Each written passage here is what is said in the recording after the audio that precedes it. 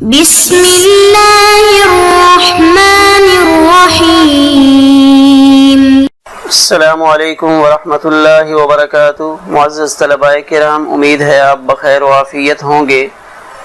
آج ہم کتاب ہدایہ کی جلد رابع اس کو شروع کر رہے ہیں، اور اپنے پہلے سبق میں آج ہم صاحب ہدایہ کی کچھ مخصوص عادات ہیں ان کو جاننے کی کوشش کریں گے۔ صاحب ہدایہ کی مخصوص عادات، جس طرح باب تصنیف میں عموماً ہر صاحب تصنیف کے مخصوص طور طریق ہوتے ہیں، اسی طرح صاحب ہدایہ کی بھی کچھ مخصوص عادات ہیں۔ ان میں سے بعض اکثری ہیں اور بعض استمراری ہوتی ہیں، جن سے واقفیت کا حاصل ہونا ہمارے جیسے طالب علموں کو ضروری ہے۔ پہلی خصوصیت، حضرت شیخ عبدالحق محدث دہلوی رحمہ اللہ تعالی نے مدارج النبوہ میں ذکر کیا ہے کہ صاحب ہدایہ جب قال کا لفظ کہتے ہیں تو اس سے مراد خود ان کی ذات ہوتی ہے۔ شیخ ابو سعود فرماتے ہیں کہ جہاں موصوف نے اپنی طرف سے کوئی خاص تصرف ذکر کیا ہے، وہاں ان کی اصل عبارت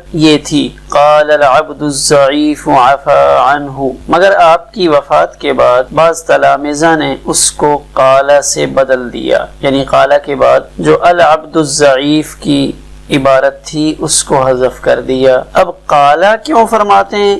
آنا کہنا چاہیے تھا کہ میں کہتا ہوں، لیکن صاحب ہدایہ غائب کا صیغہ استعمال کرتے ہیں قال، تو وَإِنَّمَا لَمْ يَذْكُرْ نَفْسَهُ بِصِيغَةِ الْمُتَكَلِّمِ، تو انہوں نے اپنی بات کو، اپنے آپ کو متکلم کے صیغہ کے ساتھ ذکر نہیں فرمایا، غرضاً عن توہم الانانیت، انانیت اپنے آپ کو بڑا سمجھنا یا تکبر، اس کے وہم سے بچتے ہوئے، تاکہ اس کا شائبہ بھی نہ آئے، قال کہہ کر اپنی طرف سے جو اس کے متن کی عبارت تھی اس پر تشریح فرمائی۔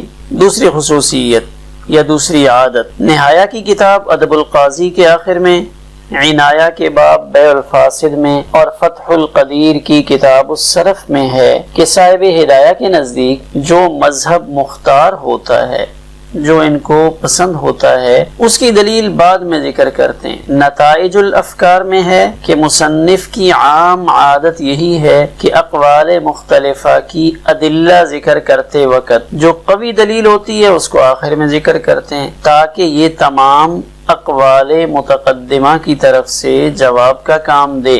گو نقل اقوال کے وقت بہت سی جگہ قوی کو مقدم بھی کیا ہے، یعنی عام عادت مبارکہ تو یہی ہے کہ جو قوی دلیل ہے اس کو سب سے آخر میں ذکر کرتے ہیں، لیکن کبھی کبھی نقل اقوال کے وقت ایسا بھی ہوتا ہے کہ قوی کو مقدم بھی کر دیتے ہیں۔ تیسری عادت عنایہ میں ہے کہ جب صاحب ہدایہ مشائخنا کہتے ہیں تو مشائخ سے مراد ماوراء النہر کے علماء ہوتے ہیں۔ اب ماوراء النہر کون سا علاقہ ہے؟ ماوراء النہر موجودہ وسطی ایشیا کے اس علاقے کو کہا جاتا ہے جس میں آج کل ازبکستان، تاجکستان اور جنوب مغربی قازقستان شامل ہیں۔ تو یہ علاقے 1917 سے لے کر 1989 تک روسی تسلط میں رہے، تو پھر جب روس کے ٹکڑے ہوئے تو پھر یہ علاقے الگ ریاستوں کے اندر تقسیم ہو گئے اور ان کے اندر اپنی اپنی حکومتیں قائم ہوئیں۔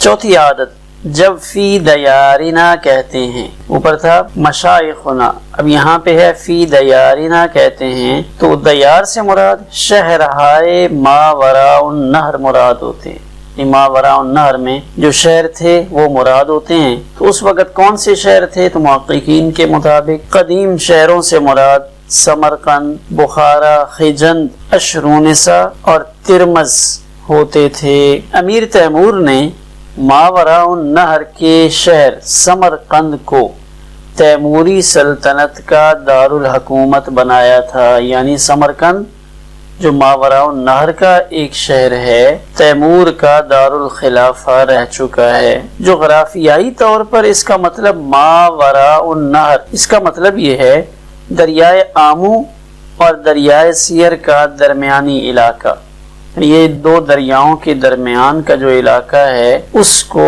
ماوراء النہر، ورا کہتے ہیں پرلی سائڈ، پچھلی سائڈ کو، تو نہر کے پرلی طرف۔ نتائج الافکار میں ہے 5ویں عادت یہ ہے کہ بسا اوقات علت نص کو اصل مسئلہ کی مستقل دلیل بنا لے. بنیادی طور پہ تو اس کو اس نص کی علت کے طور پہ لا رہے تھے، لیکن پھر باقاعدہ اسی کو مستقل دلیل کی شکل میں ذکر کر دیتے.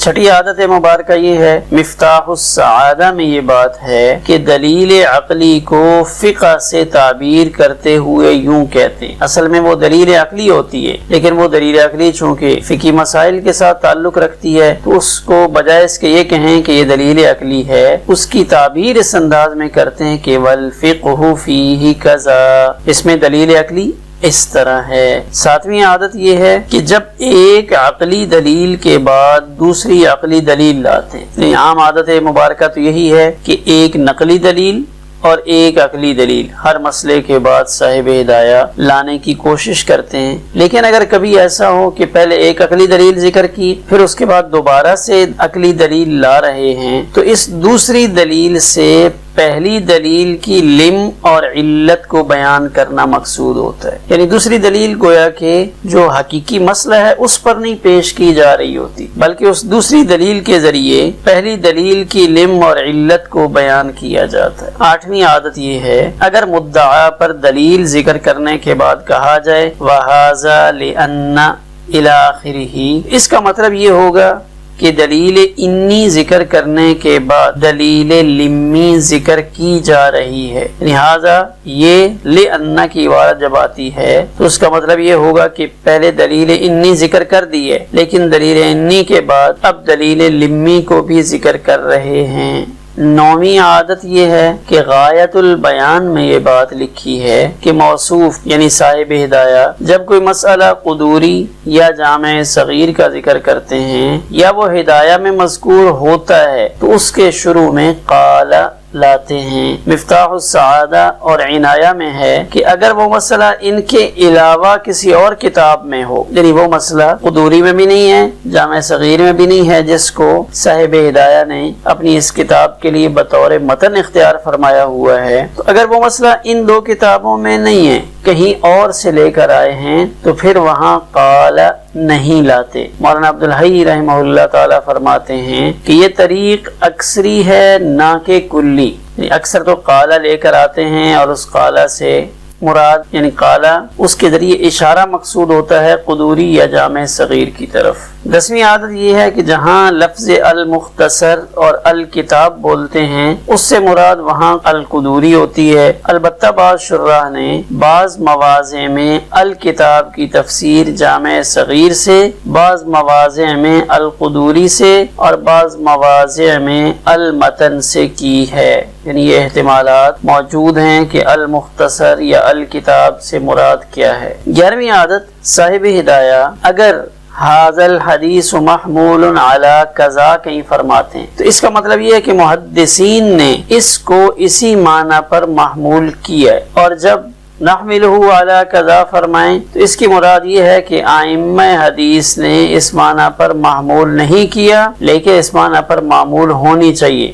نحملہ کہ ہم اس کو معمول کریں گے اس پر، یعنی ائمہ حدیث نے تو یہ معنی نہیں لیا، لینا چاہیے تھا، چلے انہوں نے نہیں لیا تو ہم اس کو اس معنی پر معمول کریں گے اور اس سے خود اپنی ذات مراد لیتے ہیں. 12ویں عادت یہ ہے کہ جب صاحب ہدایہ عند فلان کہتے ہیں تو اس کا مطلب یہ ہے کہ یہ فلاں کا مذہب ہے، اور جب عن فلان کہتے ہیں تو مقصد یہ بتلانا ہوتا ہے کہ یہ فلاں کی روایت ہے. علامہ عینی رحمہ اللہ تعالی فرماتے ہیں کہ کلمہ عن غیر ظاہر الروایہ میں استعمال ہوتا ہے. ابن حمام رحمہ اللہ تعالی فرماتے ہیں کہ عند دال بر مذہب ہے، یعنی مذہب پر دلالت کرنے والا ہوتا ہے. 13ویں عادت یہ ہے کہ اگر صاحب ہدایہ لفظ قالو استعمال کریں تو اس کی مراد یہ ہے کہ اس مسئلے میں علماء کا اختلاف ہے، لیکن فتح القدیر کتاب الصوم میں ہے کہ یہ ایسے موقع پر استعمال کرتے ہیں جہاں خلاف معذوف ہو.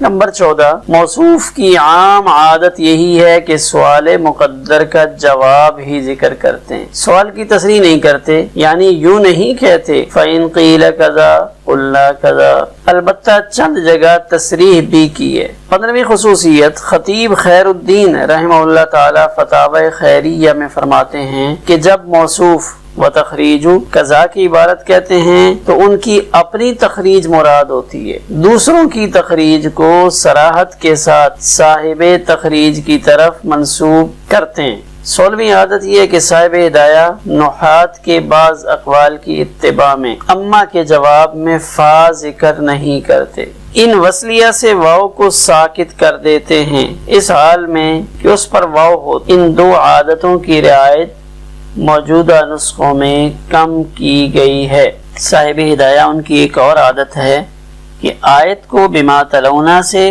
دلیل عقلی کو بما ذکرنا اور لما بینا سے، اور حدیث پاک کو بما روینا سے تعبیر کرتے ہیں۔ ہاں کبھی کبھی کتاب و سنت اور معقول کی طرف اشارہ کرتے ہوئے بھی لما بینا کہتے ہیں، اور ایک اور چیز کی طرف اشارہ کیا کہ خبر و اثر میں فرق نہیں کرتے، کہ یہ خبر ہے اور یہ اثر صحابی ہے، ان دونوں میں فرق نہیں کرتے۔ ہمارا آج کا سبق اسی پر مکمل ہوا۔